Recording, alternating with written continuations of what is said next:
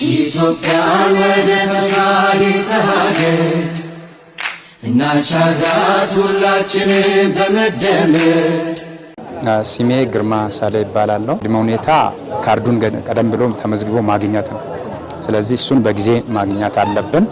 ከዛ አገኝተነው ጊዜ ሲደርስ ለኛ ይበጀናል፣ ይጠቅመናል የሚለውን የሀገሪቱን መንግስት መምረጥ የዜጋ ግዴታ ስለሆነ እኔ የግዴታዬን በጊዜ ተወጥቻለሁ።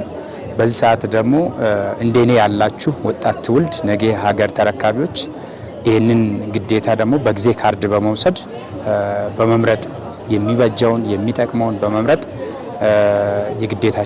የግዴታችሁን እንድትወጡ ብዬ አደራ እላለሁ።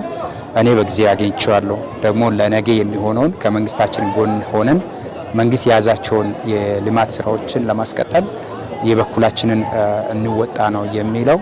ለወጣት ትውልድ በተለይ አብዛኛው ወጣቶች ከዚህ በፊትም በነበረው ላይ ካርድ ለመውሰድ ብዙም ጊዜ ፈቃደኞች አይሆኑም። ይሄ ጥሩ አይደለም። አንድ ዜጋ የሆነ ሰው የተማረ ሰው ኢቭን ያልተማረም ቢሆን የመንግስትን በየ5 ዓመቱ የሚመጣውን የምርጫ እድል ተጠቅሞ የሚጠቅመውን አገሪቱን መንግስት መምረጥ የኛ ግዴታችን ነው የሚለውን ሀሳብ አስተላልፋለሁ። እንግዲህ በዚህ ላይ ያልተሳተፈች ሴት ምንም አይደለም፣ መሳተፍ አለባት። ማንኛውም ሴት በዚህ ላይ ቀርባ መሳተፍ አለባት።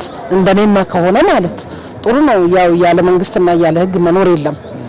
አዎ እንግዲህ ሁሉም ነገር ለበጎ ነው፣ ለጥሩ ነው። እኛ በመጣ ሁሉ መሳተፍ የምንችል ሰዎች ስለሆን ማንኛውም ነገር ጥሩ ነው። ኦኬ፣ ስሜ 10 አለቃ ምትኩ ከበደ እባላለሁ።